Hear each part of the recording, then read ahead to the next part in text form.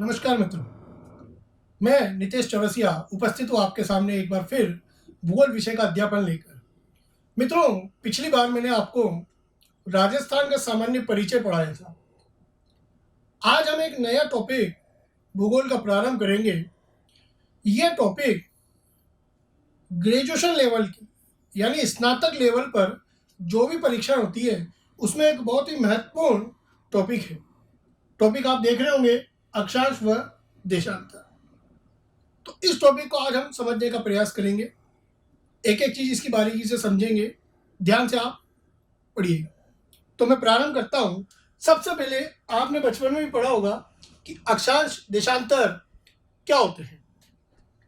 बचपन की पढ़ी हुई चीज हमें याद नहीं रहती है कई बार, या आपने हो सकता है बचपन में इतना डिटेल में ना पढ़ा हो, परंतु अब ये ध्यान देने योग्य विषय है।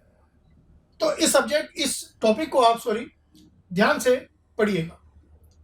सबसे पहले अक्षांश और देशांतर। अक्षांश देशांतर के आधार पर हम क्या करते हैं। आप सभी को पता है कि हमारी पृथ्वी जिस पर हम निवास करते हैं गोलाकार है या थोड़ी सी अंडाकार आकृति की है। इस पर किसी भी देश की, प्रदेश की या किसी भी स्थान की यदि हमें स्थिति ज्ञात करनी हो तो हमें अक्षांश और देशांतरों की आवश्यकता पड़ती है। अक्षांश व देशांतर से हमें किसी भी देश की, प्रदेश की या स्थान की कोणीय स्थिति का पता चलता है। कैसे पता चलता है, हम समझने का प्रयास करते हैं। देखिए, सबसे पहले हम बात करते हैं यहां पर अक्षांश।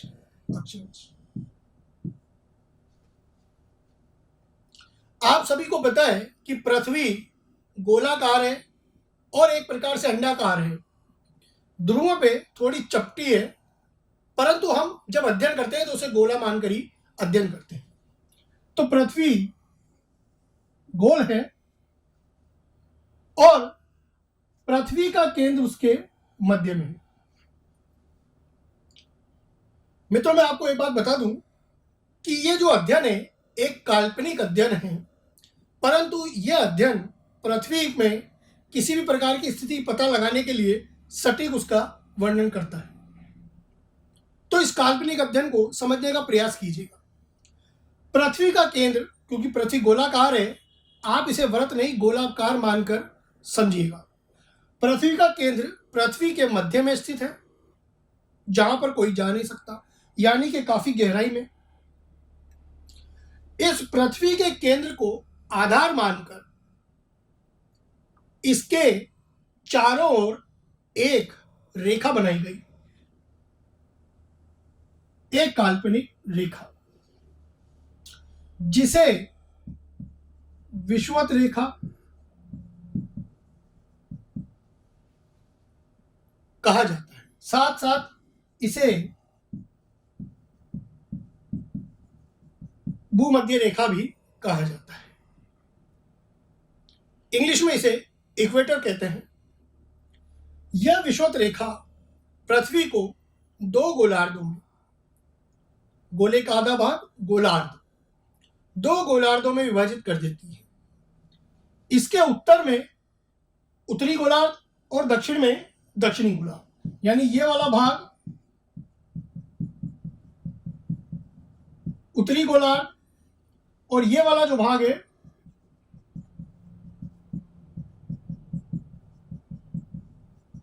दक्षिणी गोलार्ध। ये बात आपको पता हो गई पहले से। अब इसी प्रकार हम एक काल्पनिक अक्ष की कल्पना करते हैं कि पृथ्वी के केंद्र के मध्य से एक काल्पनिक अक्ष गुजरता है और इस अक्ष के सहारे पृथ्वी घूर्णन भी करती है। तो पृथ्वी इस अक्ष के सहारे घूर्णन करती है, अपने ही अक्ष पे मतलब, और यह करती है पश्चिम से पूर्व दिशा की ओर। यदि इस तरह पश्चिम और इस तरह पूर्व माना जाए तो पश्चिम से पूर्व यानी वामावर्त दिशा में सुइयों के विपरीत दिशा में जिसे हम एंटी क्लॉकवाइज भी कहते हैं, उस दिशा में पृथ्वी घूर्णन करती है। अब हम यहां देखते हैं कि अक्षांश होते क्या है। यदि हम केंद्र की बात करें तो केंद्र से अगर हम ऊपर जाएं उत्तर की ओर, या केंद्र से हम दक्षिण की ओर जाएं, तो अलग अलग कोणीय स्थितियां बनती है इस धरातल पर, जिस धरातल पर हम लोग रहते हैं। मान लीजिए ये 1 डिग्री का कोण है, तो 1 डिग्री का कोण यदि पृथ्वी से बन रहा है, पृथ्वी के केंद्र से धरातल पर, तो वह केंद्र से चारों ओर बन रहा है। तो इस कोण को आधार मानकर हम 1 डिग्री अक्षांश रेखा बना सकते हैं। ठीक इसी प्रकार जहां पर 2 डिग्री कोण होगा, उसको हम आधार मानकर 2 डिग्री अक्षांश रेखा बना सकते हैं। तो इस प्रकार जिस पर कोण आगे बढ़ते जाएंगे, तो उसी प्रकार अक्षांश रेखाओं का निर्माण होता जाएगा। तो अक्षांश, यदि हम बात करें कि अक्षांश क्या होता है, तो अक्षांश पृथ्वी के केंद्र से उत्तर या दक्षिण दिशा के सापेक्ष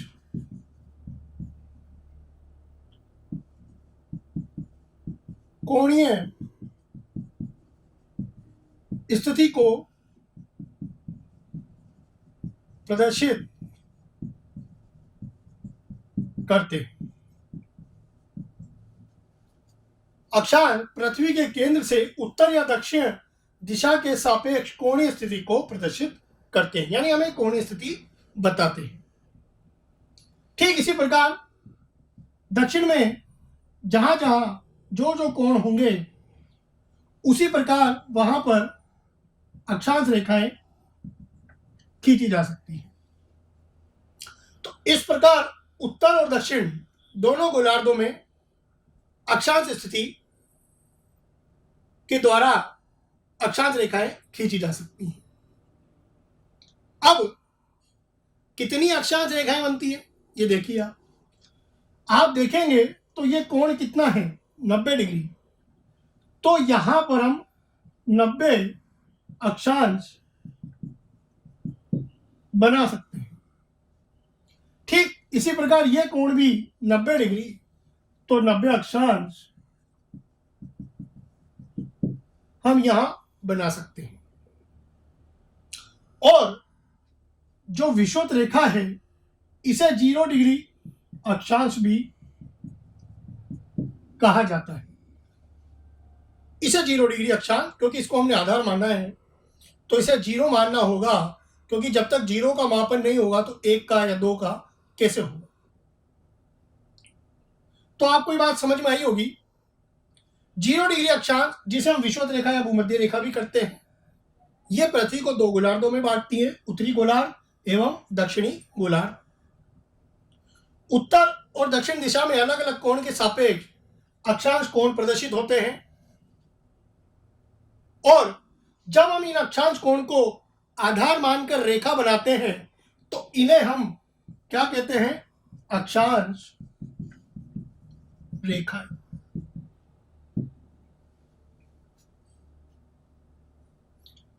अक्षांश रेखाएं इसी अक्षांश कोण को प्रदर्शित करती हैं।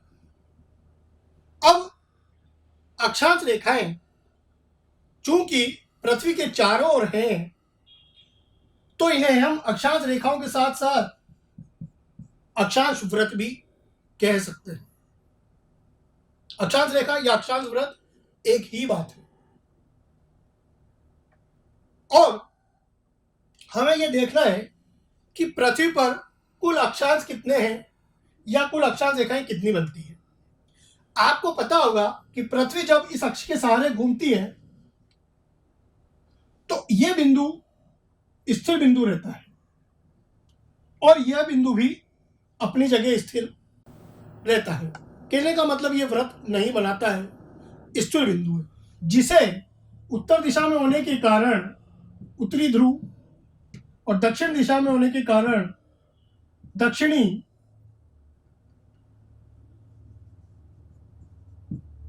ध्रुव भी कहा जाता है।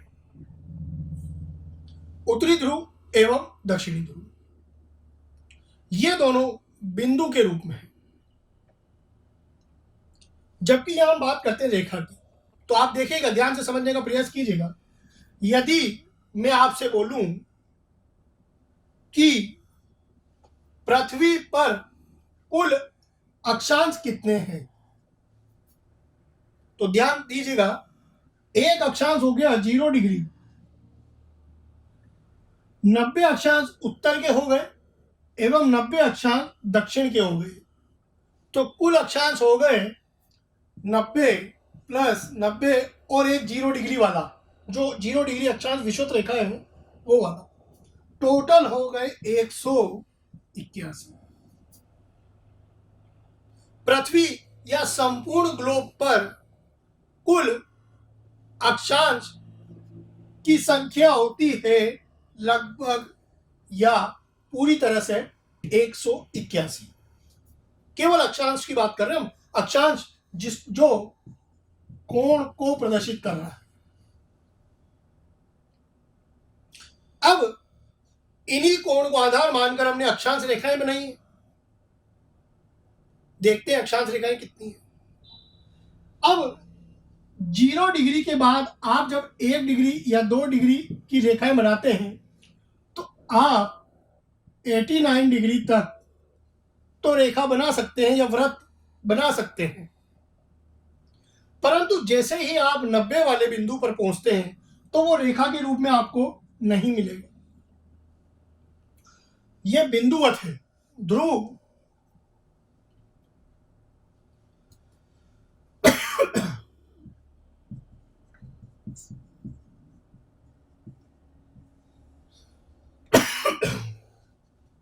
बिंदुवत रूप है, तो क्या हम इसे रेखा में गिनेंगे? नहीं। तो यदि हम बात करें कि पृथ्वी पर कुल अक्षांश रेखाएं कितनी हैं, तो आप देखिएगा 1 डिग्री से 89 तक उत्तर में, 1 डिग्री से यहां भी 89 तक दक्षिण में रेखाएं, 90 वाला बिंदु है, ध्यान रखिएगा, और एक 0 डिग्री, कुल हो गई 179 यानी 179। तो पृथ्वी या ग्लोब पर कुल अक्षांश जो बनते हैं वो बनते हैं मित्रों 181, और कुल देशांतर जो कुल अक्षांश रेखाएं जो बनती हैं वो बनती हैं 179। इसको हम अच्छी तरह से लिख लेते हैं एक बार।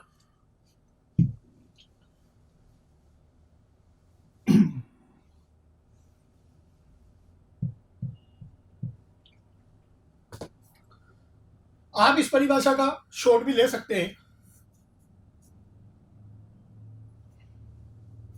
अब देखिए, ये तो अक्षांश की परिभाषा हुई। आगे बढ़ते हैं, अक्षांश रेखा किसे कहते हैं वो देख लीजिए। अक्षांश रेखा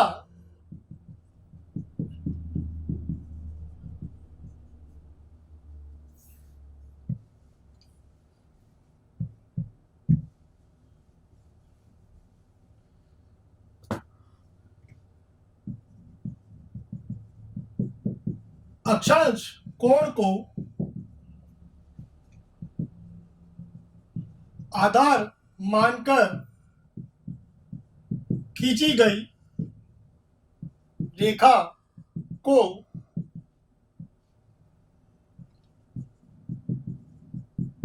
अक्षांश रेखा या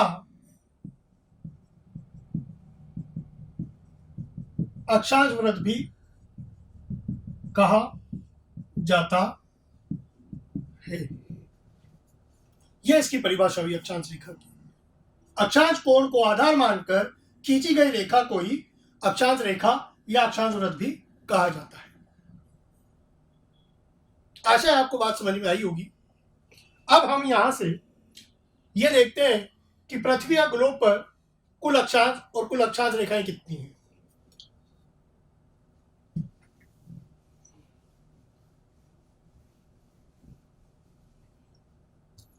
तो यहां पर हम लिखेंगे कि पृथ्वी या ग्लोब पर कुल अक्षांश, मैंने आपको बताया कि 90 अक्षांश उत्तर के, 90 अक्षांश दक्षिण के और एक विषुवत रेखा, तो कुल कितना हुआ? एक 0 डिग्री वाला, तो कुल हुए 181 अक्षांश। फिर बात करते हैं हम अक्षांश रेखाओं की।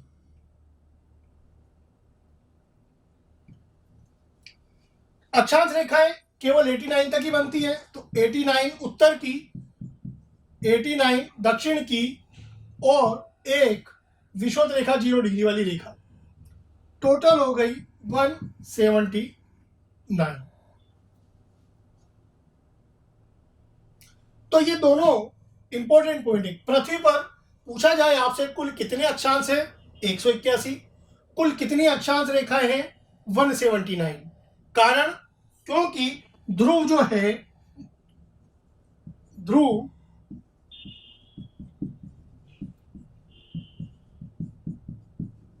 बिंदु के रूप में है, अतः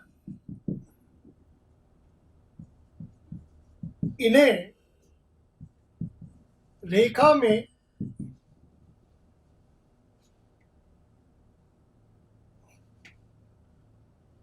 नहीं गिना जा सकता।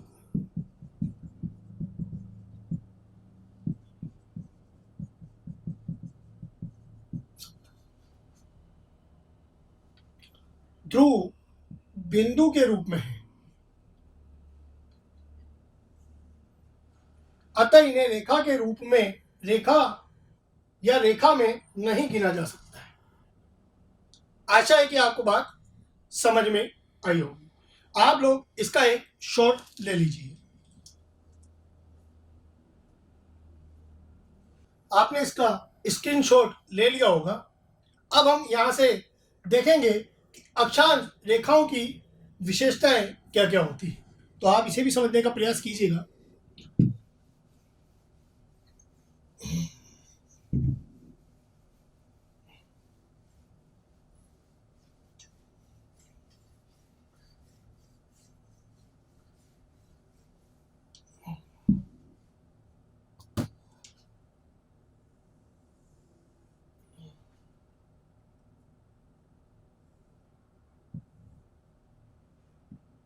इस प्रकार अक्षांश रेखाएं खींची जाती हैं। यहां पर उत्तरी ध्रुव, नीचे दक्षिणी ध्रुव,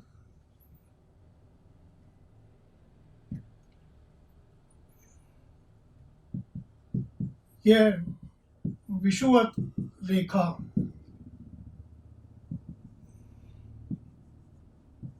जिसे हम 0 डिग्री अक्षांश भी कहते हैं। अब इसे आप समझने का प्रयास कीजिएगा। अक्षांश रेखाओं की विशेषताएं क्या क्या होती है? रेखाओं की विशेषताएं,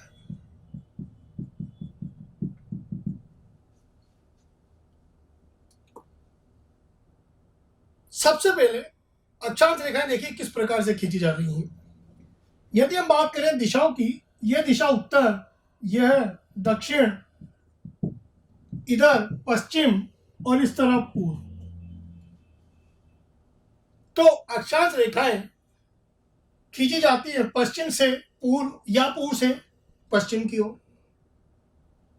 तो पहला बिंदु जो होगा कि अक्षांश रेखाएं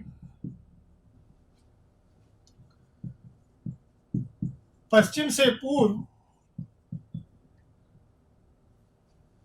या पूर्व से पश्चिम की ओर खींची जाती है। अब आप देखिएगा कि इनको खींचा जा रहा है पश्चिम से पूर्व या पूर्व से पश्चिम, परंतु ये जो स्थिति बता रही है या विस्तार बता रही है वो बता रही है उत्तर या दक्षिण दिशा के सापेक्ष। यदि हमें उत्तर या दक्षिण स्थिति देखनी है तो वो हम अक्षांश रेखाओं से पता करते हैं। तो दूसरा पॉइंट ये हो गया महत्वपूर्ण, ये रेखाएं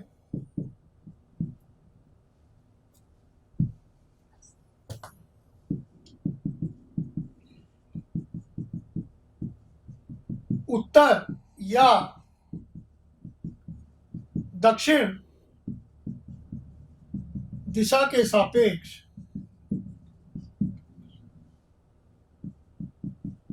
स्थिति या विस्तार को बताती हैं। ये दूसरा बिंदु हो गया। फिर आप देखिए सभी अक्षांश रेखाएं लगभग एक दूसरे के समांतर हैं, यानी ये एक दूसरे को कहीं भी नहीं काट रही हैं। तो सभी अक्षांश रेखाएं या अक्षांश वृत्त एक दूसरे के समांतर होते हैं। तीसरा बिंदु, सभी अक्षांश रेखाएं एक दूसरे के समांतर होती हैं।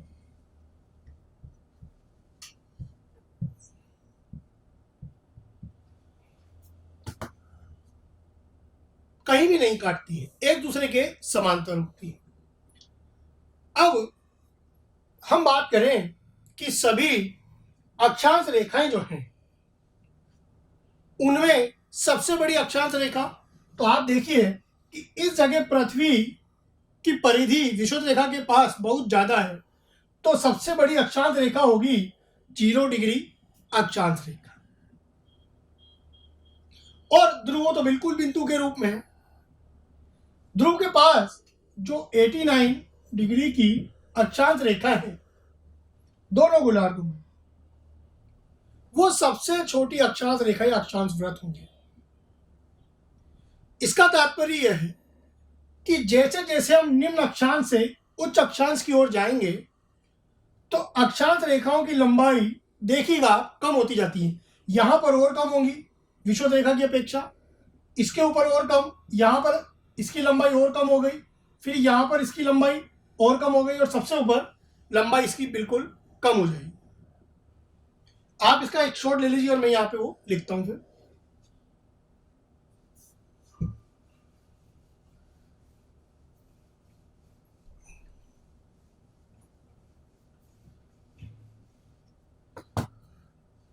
चौथा पॉइंट है अक्षांश रेखाएं या अक्षांश रेखाओं की लंबाई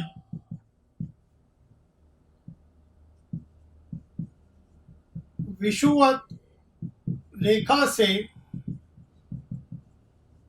ध्रुव की ओर कम होती जाती है। ध्रुव की ओर जैसे जैसे हम जाएंगे अक्षांश रेखाओं की लंबाई में कमी आती जाएगी। अगला बिंदु,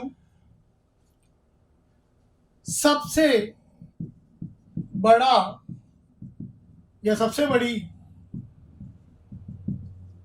अक्षांश रेखा या अक्षांश वृत्त होगी विषुवत रेखा।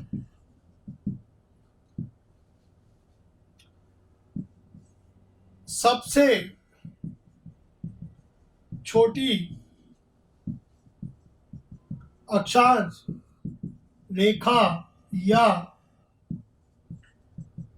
अक्षांश वृत्त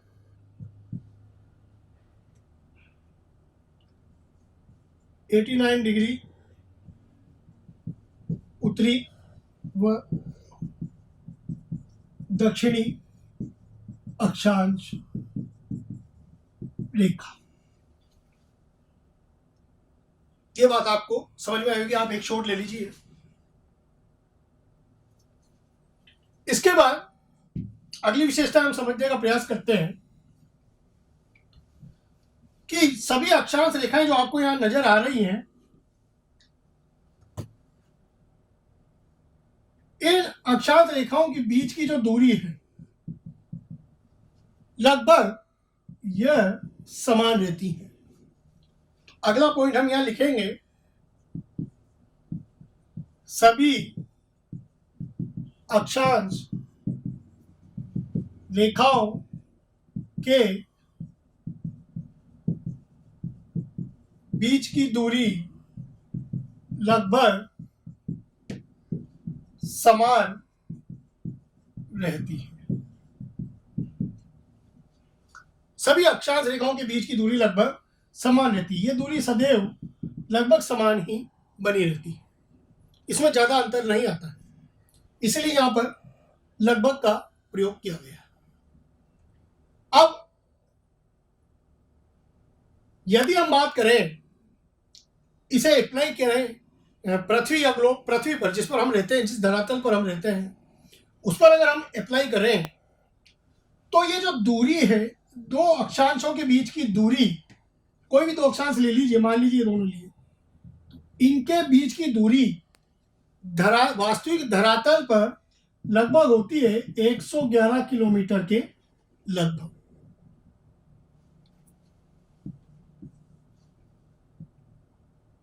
दो अक्षांश रेखाओं के बीच की धरातल पर दूरी लगभग 111 किलोमीटर होती है। लगभग 111 किलोमीटर होती है। यह 111 किलोमीटर किस प्रकार आया, मैं आपको एक छोटी सी बात समझा देता हूं। यदि आप पृथ्वी की ध्रुवीय परिधि देखें तो लगभग होती है 40,008 किलोमीटर ध्रुवीय परिधि पृथ्वी की। अब इसके लगभग 1/4 भाग में, इसके 1/4, क्योंकि ये तो पूरी ध्रुवीय परिधि है, इसकी कुल लंबाई है 4008 किलोमीटर। तो इसके 1/4 भाग में कुल 90 अक्षांश है, इसके 1/4 भाग निकालिए पहले, वो होता है 10,002 किलोमीटर। इसमें 90 अक्षांश का यदि आप भाग देंगे तो वो लगभग 111 किलोमीटर होगा। इसीलिए मैंने कहा कि दो अक्षांश रेखाओं के बीच की दूरी धरातल पर लगभग 111 किलोमीटर होंगी। पॉइंट में कुछ होंगी, वो आप कैलकुलेटर से निकाल सकते हैं। जब आप 90 का भाग इसमें देंगे तो कैलकुलेटर से आप ये निकाल सकते हैं। आशा आपको बात समझ में आई होगी। आप इसका स्क्रीनशॉट ले लीजिए। इसके बाद अगला बिंदु है कि अक्षांश रेखाएं क्या करती हैं, इनसे हम किस चीज की गणना कर सकते हैं। तो अक्षांश रेखाएं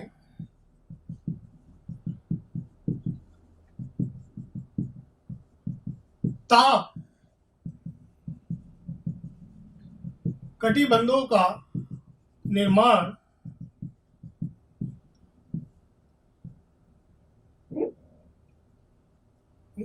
करती है। आपने पढ़ा होगा कि जलवायु अलग अलग प्रकार की होती है। उन जलवायुओं के निर्धारण में अक्षांश का बहुत बड़ा योगदान है। इसीलिए मैंने कहा ये ताप कटिबंधों का निर्माण करती हैं, क्योंकि सूर्य की किरणें विषुवत रेखा पे तो लगभग सीधी पड़ती हैं, परंतु बाद में सूर्य की किरणें तिरछी होती जाती हैं पृथ्वी पर। तो सबसे ज्यादा तापमान मध्य वाले हिस्से में प्राप्त होता है और ऊपर जाने के बाद तापमान कम प्राप्त होता है।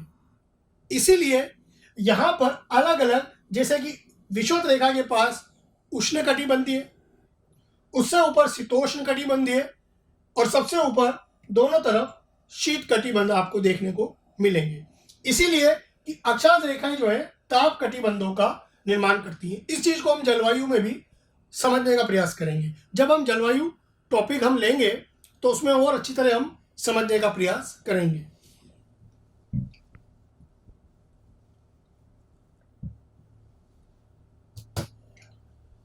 अब आपको पता है कि विषुवत रेखा के ऊपर, मैं एक बार यहां पर नया चित्र बना देता हूं।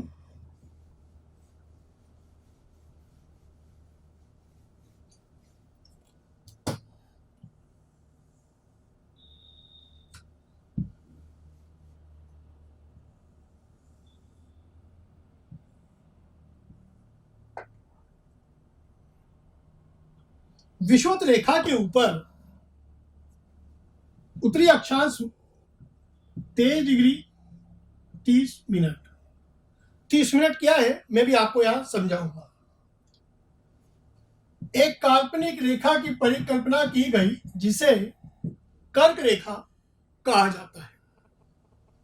ठीक इसी प्रकार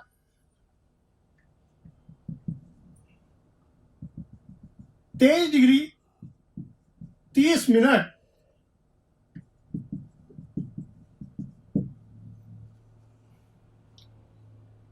अक्षांश रेखा को मकर रेखा भी कहा जाता है। ये दोनों भी एक काल्पनिक रेखाएं हैं, परंतु ये क्यों बनी? अब देखिएगा कि सूर्य का प्रकाश कभी भी कर्क रेखा के ऊपर सीधा नहीं पड़ता, ऐसे ही इधर मकर रेखा के ऊपर कभी भी सीधा नहीं पड़ता।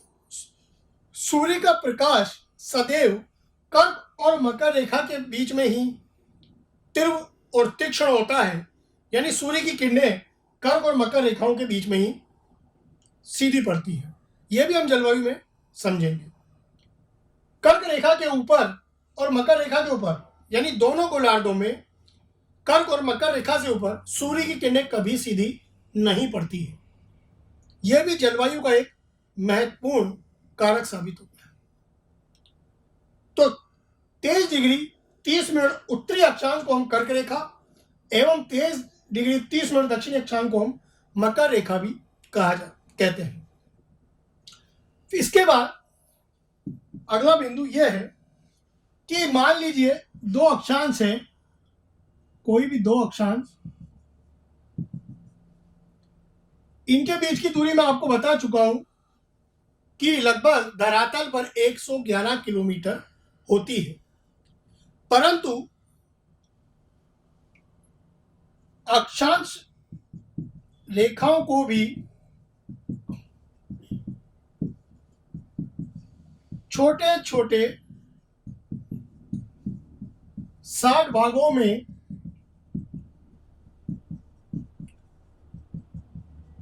विभाजित किया गया है। छोटे छोटे 60 भागों में, इस प्रकार से छोटे छोटे 60 भागों में विभाजित किया गया है, जिसे मिनट कहा जाता है। जैसे कि 23 डिग्री 30 मिनट, अर्थात 23 डिग्री के ऊपर 30 मिनट भाग या 30 भाग और, जिसे हम 30 मिनट भी कहेंगे। तो अक्षांश रेखाओं को छोटे छोटे 60 भागों में विभाजित किया गया है, जिसे मिनट कहा जाता है। अर्थात एक अक्षांश के भी अलग अलग इसको भागों में विभाजित किया गया है, 60 भागों में लगभग, जिन्हें हम मिनट कहते हैं। यह अक्षांश का सबसे छोटा भाग है। किसी भी स्थान की स्थिति हमें यदि देखनी हो तो हमें अक्षांश और उसके साथ मिनट तक की स्थिति को हम ज्ञात करते हैं। यह भी हम समझेंगे आगे की ओर किस प्रकार से देखते हैं। आशा है आपको ये बात समझ में आई होगी। अगर आपको वीडियो अच्छा लगा हो तो इसे लाइक कीजिएगा, सब्सक्राइब कीजिएगा। धन्यवाद।